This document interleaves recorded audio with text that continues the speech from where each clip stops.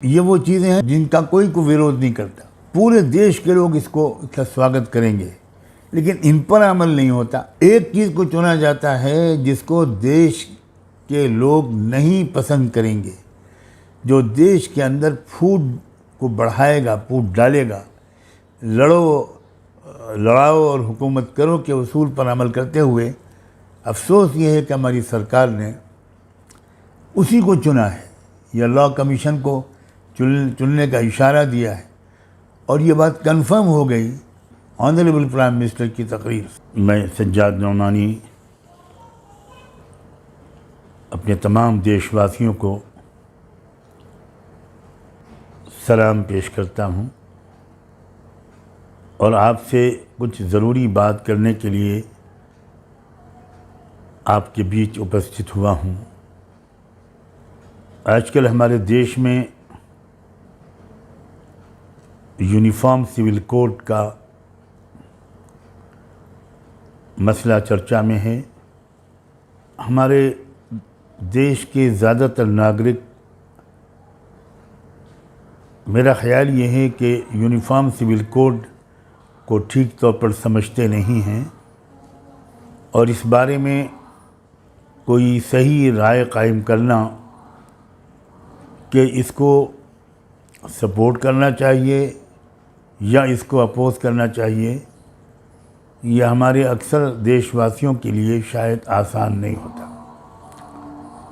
मैं इसकी ज़रूरत महसूस करता हूँ कि इस यूनिफॉर्म सिविल कोड की जो असल हकीकत है वो आपके सामने बहुत ही संक्षेप में रखूँ। हमारे देश की जो बहुत बड़ी खुसूसियत है वो उसकी डाइवर्सिटी है, विभिन्नता है। इस देश में बेशुमार धर्मों के मानने वाले, बेशुमार कस्टम्स, परंपराओं पर अमल करने वाले, अलग अलग रीत रिवाज पर चलने वाले समुदाय हमारे देश में मौजूद हैं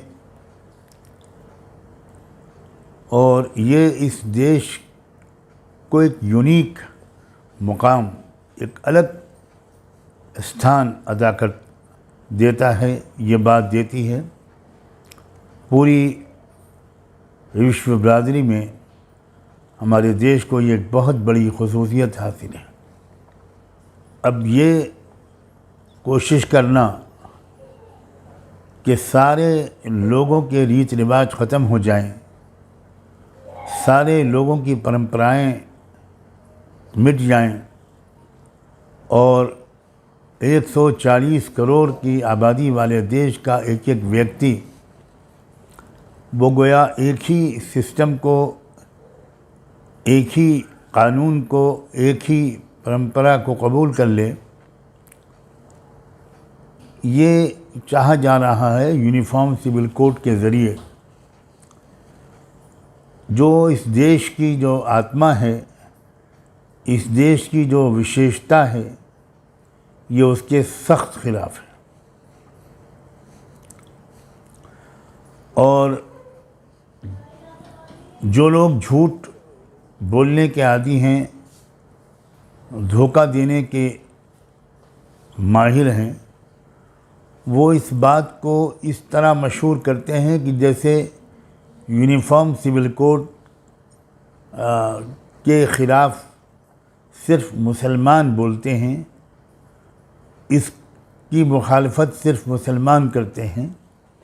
ये बहुत खुला हुआ धोखा है और अफसोस ये है कि हमारे देश के प्रधानमंत्री ने भी भोपाल में अपनी चुनावी मुहिम का आगाज़ इसी मुद्दे को छेड़कर और यही गलतफहमी फैलाकर किया है कि मुसलमानों को कुछ लोग यूनिफॉर्म सिविल कोड के ख़िलाफ़ भड़काते हैं। मैं आज अपने देशवासियों को और विशेषकर जो हमारे देश का बहुजन समाज है जो ज़बरदस्त बहुमत में है, मेजॉरिटी में है, मैं उसको बताना चाहता हूँ कि इस कानून का जो सबसे बड़ा नुकसान होगा वो आदिवासियों को होगा, वो हमारे शेड्यूल कास्ट भाइयों और बहनों को होगा, जिनको आमतौर पर लोग दलित कहते हैं। शेड्यूल ट्राइब के लोगों को होगा, जो ट्राइबल लोग हैं, शेड्यूल ट्राइब के लोग हैं, उनको होगा। सिख भाइयों को होगा, क्रिश्चियंस को होगा, बुद्धिस्ट लोगों को होगा। अब सबकी अलग अलग कुछ आस्थाएं हैं, सबकी अलग अलग उन आस्थाओं से जुड़े हुए कानून हैं, उनके यहाँ की ट्रेडिशंस और कस्टम्स हैं, वो सब ख़त्म कर दी जाएंगी। तो ये सिर्फ मुसलमानों के का मसला बिल्कुल नहीं है, ये तो आप सब का मसला है। मैं आपसे निवेदन करना चाहता हूँ कि आप ज़रा सच्चाई को समझिए और इन शोषित समाजों के लीडरों और पढ़े लिखे लोगों को से ये मैं विनती करता हूँ कि आप अपने समाज के लोगों को जल्द से जल्द सच्चाई से अवगत कराइए। उनको बताइए कि ये किस तरह हम सब के खिलाफ है। देखने में लगता है या प्रोपेगेंडा ये किया जाता है कि ये मुसलमानों के ख़िलाफ़ है। मुसलमान चूँकि यूनिफॉर्म सिविल कोड को ज़्यादा समझते हैं और वो समझते हैं कि ये देश के लिए बहुत नुकसानदेह है, देश की एकता और अखंडता खतरे में पड़ सकती है, इसलिए वो इसका विरोध करते हैं। दूसरे शोषित समाजों के अक्सर लोग अभी इस बात को समझे हुए नहीं हैं कि ये इस कानून की हकीकत और असलियत क्या है। तो उन समाजों के लीडरों, उनके मार्गदर्शकों, उनके पढ़े लिखे भाइयों और बहनों का ये बहुत बड़ा कर्तव्य बनता है कि वो इस सच्चाई से खुद वाकिफ़ हों और अपने अपने समाज के एक एक शख्स को, एक एक व्यक्ति को ये बात बताएं। जो भी रियायतें दी गई हैं हमारे आदिवासियों को, जल, ज़मीन और जंगल के कानून के तहत, सब छिन जाएंगी। आदिवासियों की ज़मीन को कोई ख़रीद नहीं सकता। कलेक्टर की स्पेशल परमिशन के बग़ैर जो मुश्किल से मिलती है, ये कानून भी ख़त्म हो जाएगा और उनकी लाखों एकड़ ज़मीनें बिकेंगी और उन ज़मीनों के नीचे जो ख़जाने छुपे हुए हैं वो आदिवासियों के काम नहीं आएंगे।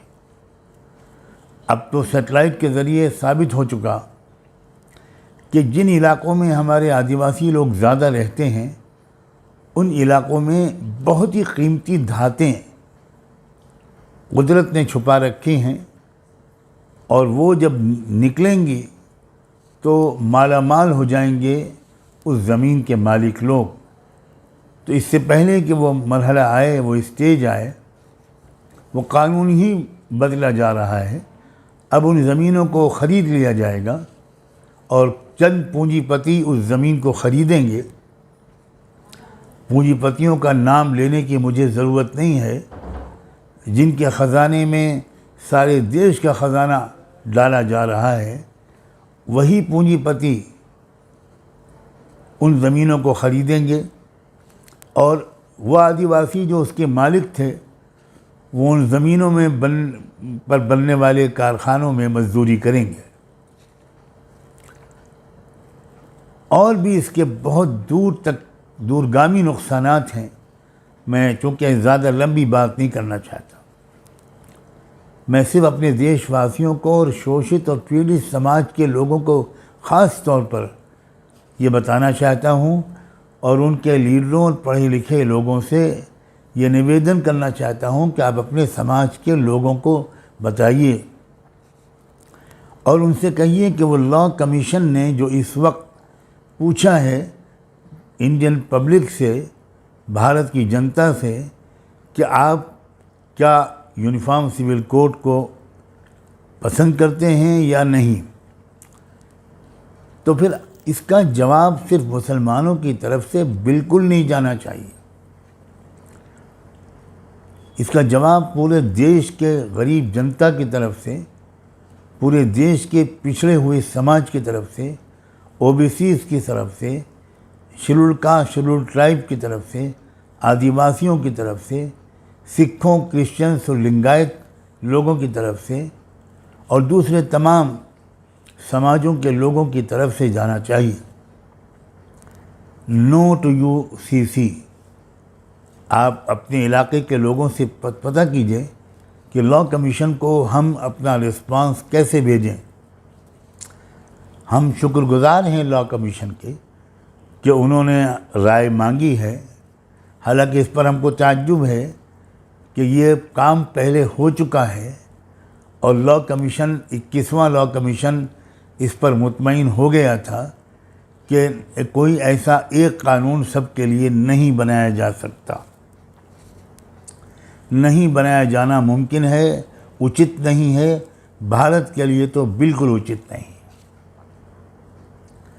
अब ये नहीं समझ में आता हमारे कि जब 21वां लॉ कमीशन इस बात का ऐलान कर चुका और फाइल को बंद कर चुका, तो 22वें लॉ कमीशन ने ये बहस क्यों छेड़ी है और सिर्फ एक महीने का समय क्यों दिया है। इसका जवाब हमको तब मिला जब प्रधानमंत्री का मध्य प्रदेश या भोपाल का जो भाषण हुआ उससे पता चला कि जो लोग ये कहते थे कि ये चुनावी मुद्दा है, वो गलत नहीं कहते थे। एक बात कही जाती है कि हमारे संविधान में जो रहनुमा उसूल हैं, डायरेक्टिव प्रिंसिपल, उसमें आर्टिकल 44 में ये लिखा हुआ है कि स्टेट कोशिश करेगी कि वो सब नागरिकों के लिए एक समान कानून बनाए। अजीब बात है, ये जो डायरेक्टिव प्रिंसिपल्स हैं इसमें और भी तो बहुत कुछ लिखा हुआ है।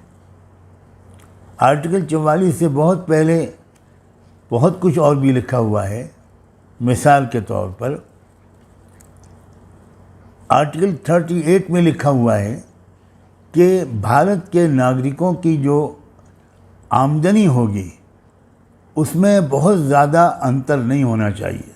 हम इसकी कोशिश करेंगे, स्टेट इसकी कोशिश करेगी कि भारत के नागरिकों की आमदनी में बहुत ज़्यादा अंतर न हो।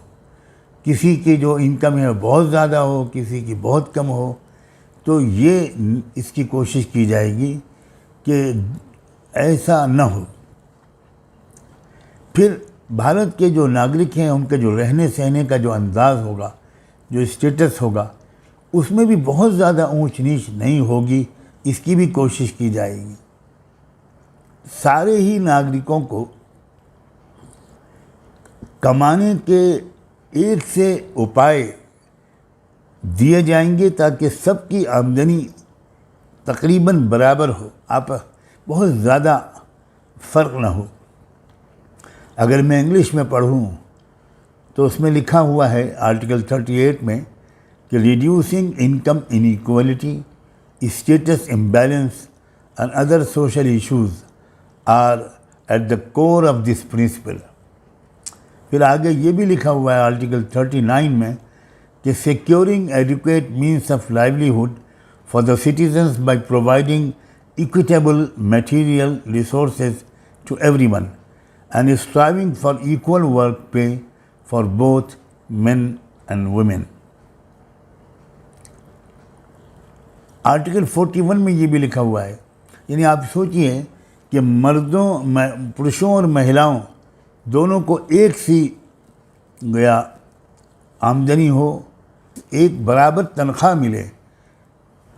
आज तक हमारे देश में जो हो रहा है वो हम देख रहे हैं कि वही काम एक महिला करती है तो उसको कम तनख्वाह दी जाती है, वही काम एक पुरुष करता है तो उसको ज़्यादा तनख्वाह दी जाती है।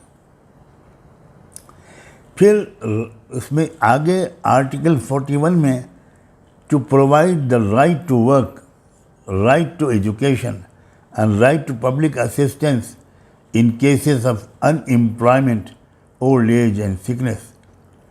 बुढ़ापा, बीमारी या किसी के पास कोई जॉब न हो तो उस सूरत में सरकार की तरफ से उसको मदद दी जाएगी मुस्तकिल तौर पर जब तक कि उसको जॉब न मिल जाए।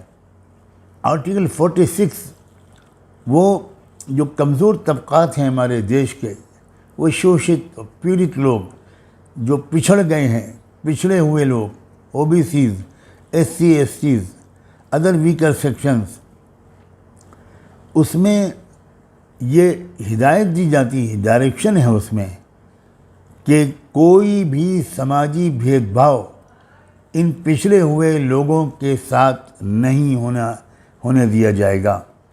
फिर आर्टिकल 47 में कि नशे पर पाबंदी लगाई जाएगी, कोई भी नशीली चीज़ का इस्तेमाल रोका जाएगा और वो चीज़ें जो सेहत के लिए हानिकारक हैं और जिन पर शुबा होता है कि ये शायद नशा लाएं, ड्रग्स जैसी चीज़ें, सबको बैन किया जाएगा। अब ये वो चीज़ें हैं जिनका कोई विरोध नहीं करता, पूरे देश के लोग इसका स्वागत करेंगे, लेकिन इन पर अमल नहीं होता। एक चीज़ को चुना जाता है जिसको देश के लोग नहीं पसंद करेंगे, जो देश के अंदर फूट को बढ़ाएगा, फूट डालेगा, लड़ाओ और हुकूमत करो के उसूल पर अमल करते हुए अफसोस ये है कि हमारी सरकार ने उसी को चुना है या लॉ कमीशन को चुनने का इशारा दिया है और ये बात कंफर्म हो गई ऑनरेबल प्राइम मिनिस्टर की तकरीर से। मैं आप सबसे निवेदन करता हूँ कि आप इसका विरोध करें, ये हमारा एक लोकतांत्रिक हक भी है और फ़र्ज़ भी है। आप हिस्सा लें इसमें और हर गांव की सतह पर, हर जगह जहां तक ये आवाज़ पहुंचे, आप कोशिश करें कि अपने समाज के लोगों का जवाब भिजवाएं। आप किसी से पता कर सकते हैं कि आप किस तरह जवाब भेजेंगे। मैं इस बात की कोशिश करूंगा कि इसके अंत में आपको वो लिंक दे दिया जाए या वो तरीक़ा बता दिया जाए जिससे आपका जवाब लॉ कमीशन तक तुरंत पहुंच जाएगा। लाखों और करोड़ों की तादाद में मैं अपने शोषित समाज के लोगों से ये दरख्वास्त करता हूं और उनके जितने भी संगठन हैं, उनके जितने भी ऑर्गेनाइजेशंस हैं, उनके जितने भी सोशल और पॉलिटिकल लीडर्स हैं, उनसे ख़ास तौर पर दरख्वास्त करता हूं कि आप इस वक्त इस काम को सबसे ज़्यादा प्राथमिकता दें और अपने अपने समाज के हज़ारों और लाखों लोगों की तरफ से ये जवाब लॉ कमीशन को भिजवाएं। ये आपकी ज़िम्मेदारी है और ये देश को आपस की फूट और खाना जंगी से बचाने की एक बहुत ज़रूरी कोशिश है। मैं उम्मीद करता हूँ कि आप इस पर ध्यान देंगे। आपने मेरी ये बात सुनी, मैं इस पर आपका शुक्रिया अदा करता हूँ। खुदा हाफ़िज़।